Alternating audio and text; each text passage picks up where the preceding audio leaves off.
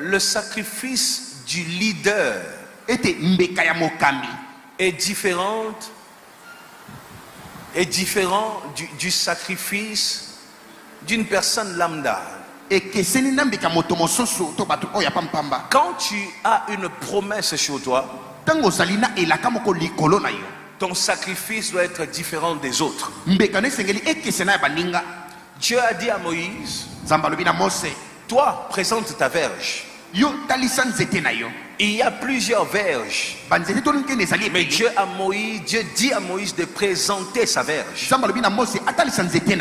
Quand tu as une mission, une grande mission, Dieu te demandera quelque chose. Dieu demande quelque chose à ceux qui ont quelque chose à accomplir.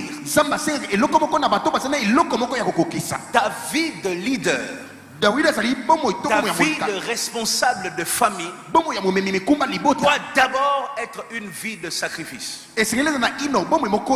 Lorsque tu es choisi par Dieu, lorsque tu es appelé par Dieu, pour que par toi le miracle entre dans la famille, sache que Dieu va considérer tes sacrifices pas comme les sacrifices des autres. Je te rappelle, à la croix, il y avait 3 personnes.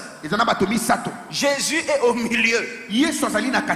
Mais c'est son sang, le sang du Christ, qui a sauvé. Tous sont montés à la croix. Mais celui qui a une mission arrive à ouvrir le ciel par son sacrifice. Quand tu es un détenteur, quand tu as sur ta vie une promesse, ta marche avec Dieu ne doit pas correspondre à ton entourage. On avait prévu de prier et n'ont pas prié, moi aussi j'ai laissé. On avait prévu de jeûner et on mangeait, moi j'ai laissé. On avait prévu de monter, moi je suis allé et puis eux ne sont pas venus, je suis rentré. On avait prévu d'aller à l'église, eux ont changé d'avis, moi aussi j'ai laissé. Ce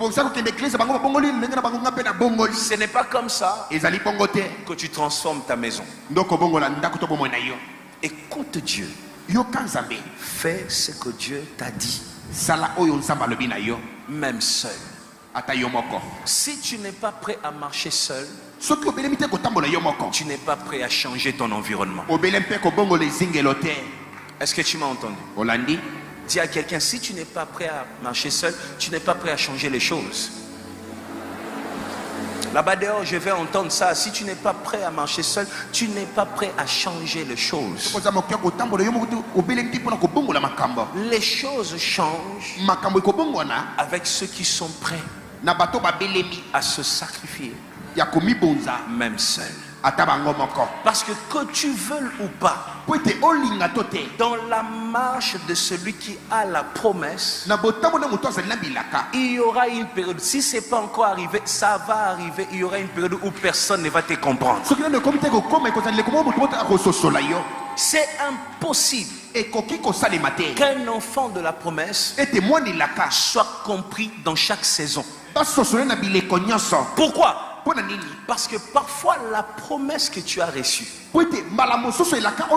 dépasse l'intelligence de ceux de ta génération. Quand Dieu te parle, il ne te parle pas en fonction de ce que tu es.